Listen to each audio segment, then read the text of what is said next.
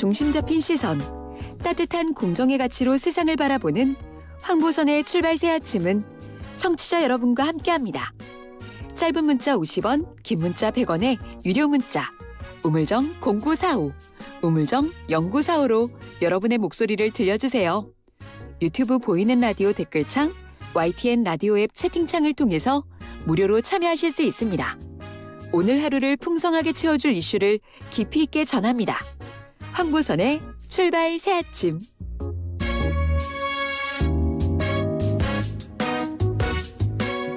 자, 이번 시간은 막걸리랑 같이 먹는 파전, 김치전, 감자전 아니고요. 자, 경제전 시간입니다. 전의 전쟁, 경제전, 경제부 조태현 기자와 함께합니다. 안녕하십니까? 안녕하세요. 네. 그제 나온 그 지난달 소비자 물가 이게 거의 10년 만에 가장 높다고요? 네, 그렇습니다. 지난달 소비자 물가가 1년 전보다 3.2% 올랐는데요. 이 3%를 넘은 게 2012년 2월 이후니까 9년 8개월 만이고요. 수치상으로는 9년 9개월 만에 가장 높은 수준이었습니다. 그래요. 이렇게 물가가 크게 오른 데에는 역시 국제유가 상승이 큰 영향을 미쳤는데요. 공업제품 물가가 올랐는데 이 중에서도 석유류 상승률이 27.3%나 됐습니다. 이게 2008년 8월 이후에 가장 높은 수준이었어요. 그리고 농축수산물 가격은 0.2% 오르는데 그쳤는데 축산물이 13.3%나 올랐습니다. 축산물이? 예, 특히 달걀이 한 30% 넘게 올랐고요. 그렇죠. 네, 공공서비스도 많이 올랐는데요. 이게 지난해 10월 상황을 기억을 해보면은 그때 통신요금 지원이 있었습니다. 네, 그 맞아요. 기저효과가 좀 영향을 미쳤고요. 전세 상승률은 이건 납득하실지 모르겠는데 2.5% 올랐습니다. 그래서 2017년 11월 이후에 가장 높았습니다. 모든 게 다 올랐고 특히 끊임없이 오르고 있죠. 월급 빼고는 다 오르는 것 같습니다. 그래요? 예. 이게 어떻게 합니까? 월급쟁이인 우리 조기잖아요. 자, 걱정입니다. 소비자 물가 계속 이렇게 오를지 그럼 앞으로는 어떻게 될 것 같습니까? 이 기저효과 말씀을 드렸는데요. 이 기저효과는 일단은 이번 달에는 소멸할 걸로 보여요. 근데 다른 요인들이 그대로입니다. 국제유가가 계속 오르고 있고요. 또 이제 단계적 일상 회복도 시작이 됐잖아요. 수요가 회복이 되면은 물가도 자연스럽게 오르겠죠. 그렇죠. 기획재정부는 불확실성이 높은 상황이고 에너지 가격 상승이나 공급 차질 같은 문제가 예상보다 길어질 가능성이 있다고 진단했습니다. 그러니까 이 유가 공급 같은 외부적인 변수가 있었다면은 이제는 수요 회복 같은 이런 영향도 있을 거라고 보고 있는 건데요. 일단 한국은행은 유류세 인하 조치가 점차 물가를 좀 안정하는 효과가 있겠지만은 당분간은 2%를 크게 웃돌 것으로 전망하고 있습니다. 그래요. 정부 고심이 클 텐데 한국은행이 이전에 그 기준금리 일단 동결시켰다가 이번 달에는 거의 인상시키는 게 확실하다 이런 전망이 많이 나오는데 이거 역시도 근데 물론 예상 그렇지만 혹시나 다시 그냥 동결하는 쪽으로도 고심하지 않을까요? 일단은 11월 25일에 이번에 금융통화위원회를 열어서 기준금리를 결정하는데요. 여러 차례 말씀을 드렸지만은 물가를 관리하는 주 기관은 한국은행입니다. 이 통화량으로 관리를 하는 건데요. 간단하게 말씀을 드리면은 기준금리를 올리면은 시중에 돈이 줄어드니까요. 물가를 안정화하는 효과가 있겠죠. 또 자산 가격도 떨어질 수 있습니다. 반면에 돈이 줄어드니까 소비나 투자가 줄어들기 때문에 경제 상황에는 별로 안 좋은 영향을 미치겠죠. 그러게요. 그래서 기준금리를 이번에는 물가를 고려해서라도 올릴 수밖에 없다는 전망이 많습니다. 사실 기정사실화하기도 했고요. 근데 문제는 3분기 경제 상황을 보면은 민간 소비가 부진했고 투자도 별로 안 좋았어요. 그래서 0.3%에 그쳤거든요. 이런 상황 속에서 기준금리를 많이 올리긴 좀 어려울 것이다. 이런 전망이 나오고요. 성장률이 부진한데 물가가 오르는 상황을 스태그플레이션이라고 부르는데요. 그렇죠. 이런 상황 속에서는 어떻게 이렇게 정책적인 대응을 하기가 굉장히 어려워집니다. 그래서 이게 금리를 고민하게 될 거고요. 기준금리를 올리면 또 대출금리도 빠르게 오르기 때문에 이건 실수요자들에게 타격이 될 수 있잖아요. 그래서 더 고심이 많을 것 같습니다. 그러니까 그렇지 않아 지금 대출금리 계속해서 빨리 올리고 있다고 하는데 시중은행들에서. 자, 대출금리 이게 얼마나 오른 겁니까? 이게 한국은행에서 9월 거를 발표를 했는데요. 예금은행의 주택담보대출 평균 금리가 3.01%였습니다. 2년 6개월 만에 가장 높았어요. 신용대출 금리는 4%도 넘어서 2년 3개월 만에 가장 높았고요. 이게 지난달 이야기니까 9월이죠. 지지난달 이야기죠. 이후로도 굉장히 빠르게 오르고 있습니다. 29일에 확인한 건데요. 주택담보대출 중에서 고정형 금리를 확인을 해봤더니 최고 금리가 벌써 5%를 넘었더라고요. 그래요? 물론 이 최고 금리만큼 내는 분들은 거의 없긴 하지만 지금도 굉장히 빠르게 오르고 있기 때문에 전망은 6%를 조만간 넘는 거 아니냐 이런 전망까지 나오고 있습니다. 그리고 말씀드렸다시피 한국은행이 기준금리 저울질을 하고 있고요. 또 금융당국이 강력하게 가계대출 조익에 나서면서 은행들이 우대금리를 줄이고 있다는 점도 전반적인 영향을 좀 미치고 있습니다. 그래요.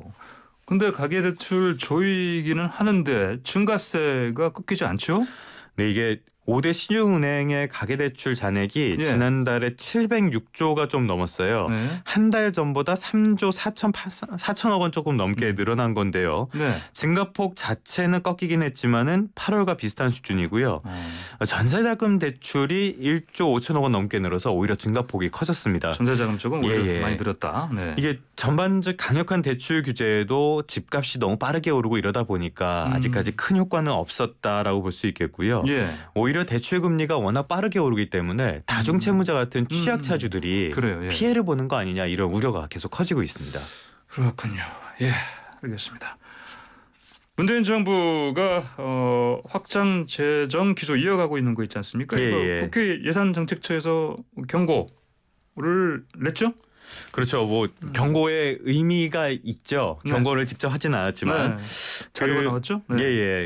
문재인 정부가 생각을 해보면은 코로나19 사태 이전부터 굉장히 적극적인 재정 정책을 이어왔어요. 뭐 어쩔 수 없는 측면도 있지만 국가 재정의 근간을 무너뜨린다는 비판도 있었거든요. 국회 예산정책처가 중기 재정 전망을 발표했는데요. 확장적 재정 기조가 지금같이 계속 이어진다는 가정으로 추산을 했습니다. 총 수입이 연평균 3.9% 늘고요. 총 지출도 매년 3.9% 늡니다. 근데 총 지출이 더 많아요. 결국에는 적자가 됩니다. 2030년에 744조가 수입, 857조가 적자예요. 이렇게 적자가 계속 이어지게 되면은 그 돈은 뭐 결국엔 빚을 내야겠죠. 이걸 국가 채무라고 하는데 역시 대표적인 거는 나라에서 돈을 빌리고 이자를 붙여서 갚겠다고 약속한 채권. 그러니까 국채를 들 수 있겠습니다. 올해 예산 기준으로 국가 채무 비율이 50%에 육박한 한 47.3%로 지금 추측이 되고 있어요. 근데 적자가 계속 이어지면은 이만큼은 계속 빚이 남을 거 아닙니까? 이게 2030년에는 2,198조 8천억 원, 그러니까 2,200조 원이 되는 걸로 지금 추산이 됐습니다. 그러면은 국가 채무 비율이 78.9%가 되고요. 1년에 내는 이자만 36조 원이 넘게 됩니다. 그래요. 자, 이런 상황이 현실화되지 않도록 하려면 재정 효율적으로 짜야 될 텐데 대안이 있습니까? 뭐 항상 하는 얘기지만 재정은 화수분이 아니죠. 당연히. 그리고 이렇게 계속 적자를 늘리게 되면 이게 다 미래 세대의 부담이 되는 겁니다. 재정에서는 이런 것들을 관리할 규범이 있는데요. 이걸 재정준칙이라고 합니다. 전 세계 한 90여 개국에서 활용하고 있는데 우리나라에 아직 도입되지 않았어요. 도입한다고 얘기는 했었는데. 작년 말에 2025년에 채무 비율 60% 이내로 관리하겠다는 계획을 세웠죠. 근데 말씀드렸다시피 빠르게 늘어나면 이것도 훨씬 넘을 것으로 보입니다. 이게 쓸 땐 쓰더라도 제대로 써야 되는데 이거를 계산하는 대표적인 지표가 재정승수라는 개념이 있습니다. 이게 재정 지출을 1만큼 늘렸을 때 국민소득이 얼마나 증가하는지를 보는 건데요. 이 아무래도 최근에 관심 많았던 게 재난지원금인데 이게 지금 정치권의 화두도 됐기 때문에 자세히 말씀드리긴 좀 어렵지만 이런 직접 지원은 정부의 투자나 소비보다는 재정 승수가 낮다는 게 일반적으로 좀 검증된 내용입니다. 이게 화수분이 아니고 한정된 자원이니까 효율적으로 활용할 방법을 계속적으로 미래 세대를 위해서라도 고민할 필요가 있겠습니다. 그래요. 자, 요소수 대란. 이게 요즘 아주 심각하다. 이게 좀 많이 뉴스가 많이 나오고 있는데 먼저 요소수 이거 사실은 휘발유 차 쓰시는 분들은 잘 모르잖아요. 저는 경유차인데도 오래전에 샀더니 모르고 있었어요. 이번에 새로 좀 공부를 하게 됐는데요. 이 디젤을 연소하는 과정에서 안 좋은 물질이 나오는데 이거를 정화해주는 저감 장치가 있습니다. SCR이라고 하는데요. 여기에 반드시 들어가야 되는 품목이라고 합니다. 2015년에 환경 정책을 강화하면서 이걸 의무 장착하도록 했는데요. 요소수가 없으면은 차량 시동이 안 걸리거나 시동이 꺼질 수도 있다고 합니다. 맞아요. 이 중국에서 거의 수입을 의존하고 있어요. 한 70% 정도를 수입을 하는데 예. 중국이 수출을 중단하니까 지금 품귀 현상이 빚어지는 건데요. 네. 저희 기자도 현장에서 이제 많은 분들을 만나봤는데 지금 구할 수도 없고 구한다고 해도 가격이 너무 비싸졌다고 이게 토로하시는 분들이 많더라고요. 특히 그 생업을 그렇죠. 운전하시는 분들, 예, 그분들은 운전하시는 분들은 이게 없으면 벌이가 안 되는 거니까요. 이 대략 한 200만 대 정도가 피해를 볼 수 있다고 이야기를 하는데요. 화물차가요? 예. SC에 장착한 화물차가 한 전국적으로 200만 대라고 200만 합니다. 대. 예. 이러면은 이게 만약에 정말 문제가 되면은 물류 대란이 일어나는 거 아니냐 이런 걱정이 커지고 있습니다. 그럴 수 있죠. 예. 이 하나 예를 들어보면은 2012년에 화물 파업 당시에 물류 한 20% 가량이 운송 차질을 빚었는데요. 예. 당시에 하루 피해 금액이 1,120억 원 정도 됐었습니다. 그래요. 훨씬 더 막대한 피해가 생길 수밖에 없겠죠. 그렇군요. 정부에서 어떻게 대책 좀 어떻게 마련하고 있습니까? 그저께 관계부처 회의를 진행했습니다. 네. 몇 가지 방안을 검토한다고 설명했는데요. 대표적인 게 산업용 요소를 차량용으로 전환해서 사용하는 방안이라고 합니다. 그래요. 또 중국에 계속 협조를 요청하고요. 러시아 같은 다른 국가로부터도 요소 수입을 하는 방안도 검토한다고 해요. 그래요. 예. 근데 여기까지 들어보시면 알겠지만 확실히 결정된 사항이 없습니다. 다 예. 검토해요. 산업용 요소도 부족하고요. 성분도 달라서 네. 이거 쓸 수 있을지 없을지 불명확하다. 그러게요. 그리고 러시아로부터 수입하면은 일러야 한 내년 초쯤이나 가능할 거다. 그러니까 네. 결국엔 정부도 묘수가 없다는 뜻입니다.